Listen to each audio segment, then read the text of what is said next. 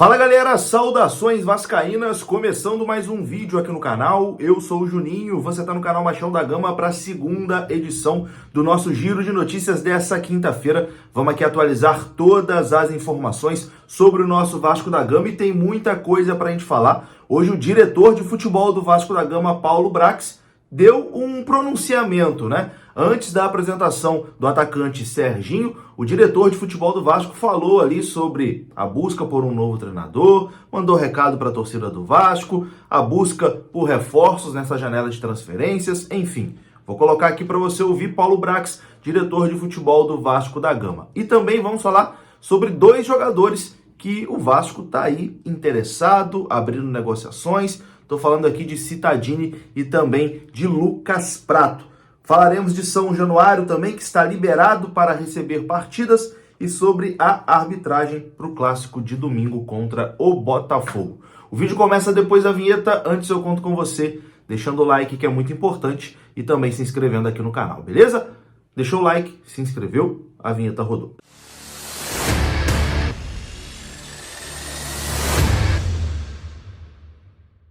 Então bora lá, meus amigos, começando mais um vídeo e vamos aqui naquele pique direto para os assuntos, sem enrolação, e vamos começar com uma notícia boa, né? Finalmente uma notícia boa, a justiça voltou atrás e derrubou aquela liminar que interditou o estádio de São Januário, né? Com isso, o estádio de São Januário está novamente apto a receber partidas de futebol. Ou seja, o jogo do Vasco contra o Cruzeiro vai acontecer no estádio de São Januário, ainda sem público, né? Porque a punição do STJD continua. O Vasco está aí punido por 30 dias, né? Sem poder receber os seus torcedores como mandante e sem poder também ter torcida quando for visitante. Então essa punição continua, mas a punição que tinha sido dada ali pela Justiça do Rio de Janeiro, interditando São Januário, foi por isso que o Vasco teve que jogar contra a equipe do Cuiabá no estádio da Portuguesa, na Ilha do Governador. Essa punição foi extinta, né? Era uma liminar e o Vasco finalmente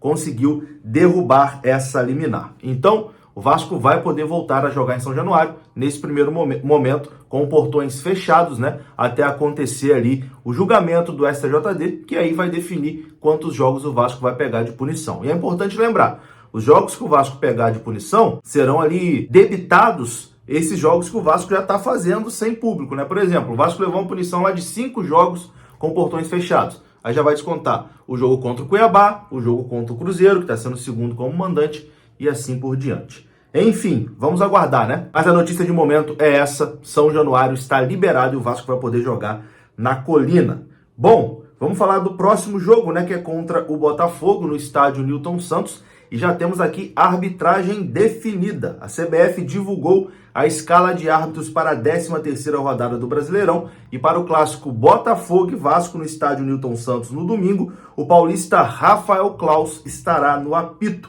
O restante do quadro sairá nas próximas horas no site da CBF, mas o árbitro principal já está definido. Rafael Claus apita essa partida. Rafael Claus, nesse Campeonato Brasileiro, apitou a estreia do Vasco contra o Atlético Mineiro, vitória do Gigante da Colina por 2-1, e naquele jogo, na minha visão, ele prejudicou o Vasco pra caramba. Definida a arbitragem para Vasco e Botafogo, e a gente não pode deixar também de falar aqui sobre o nosso rival, né, sobre o Botafogo, que vai para a partida contra o Vasco, também de treinador interino, porque Luiz Castro, técnico do Botafogo, aceitou a proposta do time da Arábia Saudita, né, o time do Cristiano Ronaldo, e vai se despedir hoje do Botafogo. Então, no domingo, né, o Botafogo também vai de técnico interino. O Botafogo que vive um momento muito bom, né, líder do Campeonato Brasileiro. E a gente fica aqui na torcida que para domingo, essa situação aí do Luiz Castro deu uma abalada lá no time do Botafogo, para o Vasco conseguir beliscar alguma coisinha lá no estádio Newton Santos. Vamos mudar de assunto aqui agora e vamos falar do mercado de transferências. A próxima janela de transferências abre na segunda-feira, dia 3,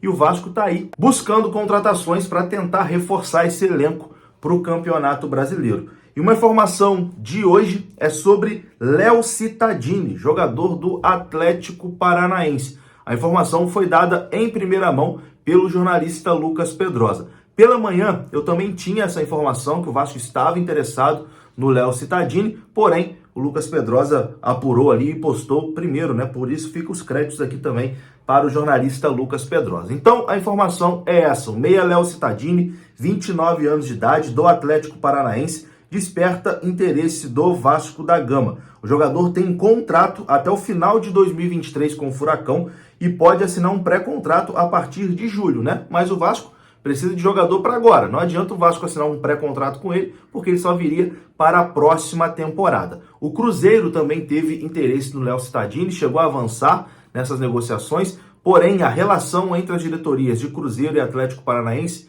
não é muito boa, né? Por conta da situação do Vitor Roque. Parece que o Cruzeiro tem um processo contra o Atlético Paranaense e a gente conhece o presidente do Atlético, né, que é o Petralha, muito firme nas negociações e por isso o presidente do Atlético não quer negociar o jogador com o Cruzeiro. Sobre o Vasco, a gente não tem informação aqui sobre propostas. O Vasco avançou numa proposta em cima do Léo Cittadini, mas o Vasco tem sim interesse nesse jogador de 29 anos de idade. Quando saiu ali na imprensa e também nas redes sociais, eu vi muito torcedor do Vasco torcendo o nariz, né? Falando, pô, Léo Cittadini, é Léo Cittadini que vai resolver o problema do Vasco. Eu não concordo com alguns desses comentários, né? Não foram todos também. Vi muita gente elogiando o futebol do Léo Cittadini. O Léo realmente vive um momento agora que não é muito bacana porque ele tá retornando de lesão, né? E foi por isso que ele perdeu espaço no Atlético Paranaense. Porque é um jogador que sempre foi muito importante e sempre titular lá na equipe do Atlético Paranaense. É um cara multicampeão, campeão de Sul-Americana, campeão paranaense, campeão de Copa do Brasil. Nessa fase vitoriosa aí do Atlético Paranaense, o Léo Cittadini foi muito importante. Por isso que eu acho que o Léo Cittadini, nesse time do Vasco, seria uma aquisição muito interessante e muito importante, porque o Vasco precisa de jogadores com mentalidade vencedora, né? Com jogadores acostumados a levantar troféu, acostumados a vencer, mudar essa mentalidade, né? O Vasco, infelizmente, tem um elenco que não é acostumado a vencer muita coisa, né? O elenco atual do Vasco, a gente vê uma garotada que infelizmente cresceu vendo o Vasco sempre brigando contra o rebaixamento, acostumado com isso. Então, essa mudança de mentalidade é importante. Por isso que eu acho que uma chegada do Léo Cittadini, um jogador vitorioso como ele é, ajudaria bastante no Vasco e tecnicamente ele ainda pode ajudar bastante, porque, cara, vamos ver as opções que o Vasco tem para a posição ali do Léo Cittadini, né? O Vasco tem opções como Galarza, Matheus Cocão. A gente já chegou a jogar até com o Figueiredo improvisado ali nessa posição de segundo volante, um volante um pouco mais adiantado, fazendo um papel ali de meia. Então, cara, é uma posição que o Vasco precisa. É uma posição que o Andrei Santos joga, e nesse retorno o Andrei Santos não foi muito bem e agora tá indo embora. O Vasco tem que trazer uma reposição pro Andrei Santos. E acho que o Léo Cittadini é um nome interessante. Vamos aguardar. Se o Vasco avançar nessas tratativas com o Cittadini, a gente traz aqui no canal. Bom, vamos falar agora aqui sobre Lucas Prato, né? Apuração aqui dos companheiros do Papo na Colina, através do jornalista Carlos Berber.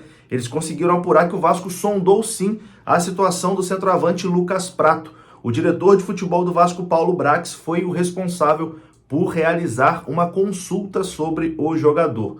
No entanto, as conversas entre as partes ainda não evoluíram porque o veterano atacante ainda não terminou a sua rescisão de contrato lá com o Vélez, né? Ainda não concluiu essa rescisão, cenário que deve ganhar um ponto final amanhã, na sexta-feira, dia 30. A questão também é que o Vasco não é o único que buscou informações a respeito da situação do Prato, né? Outras equipes brasileiras, equipes da Argentina e também do futebol mexicano buscaram informações sobre esse atacante argentino. O contato do Vasco por Lucas Prato aconteceu porque o Vasco precisa de mais um jogador para a posição, para disputar a posição ali com o Pedro Raul, para ser o reserva imediato do Pedro Raul, ou até mesmo para ser o titular, né, para brigar por posição ali com o Pedro Raul, que realmente não vem muito bem, e o Vasco não tem outra opção ali como camisa 9. Então, o Vasco procurou sim o atacante Lucas Prato, informação do Papo na Colina, do jornalista Carlos Berber.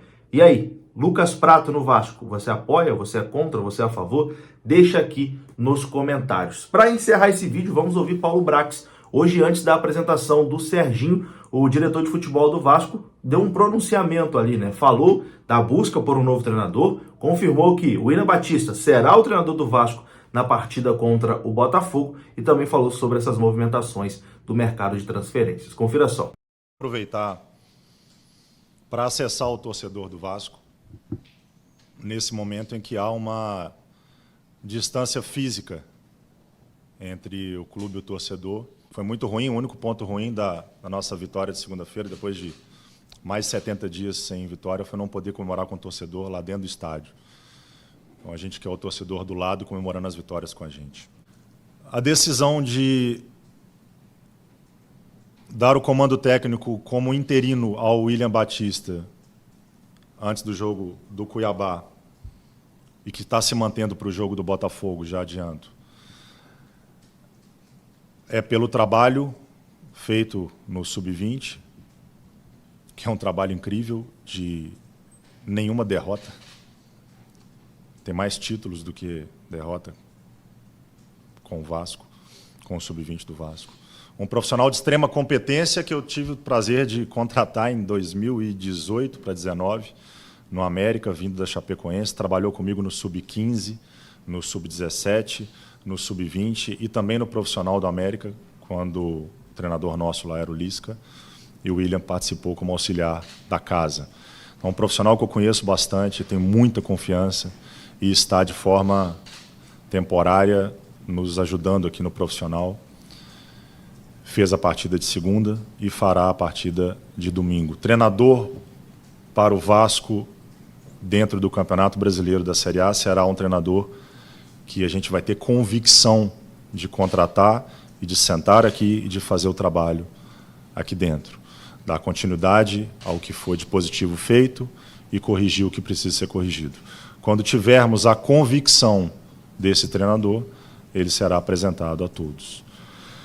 Por fim, janela que se aproxima de abrir, a janela de contratações.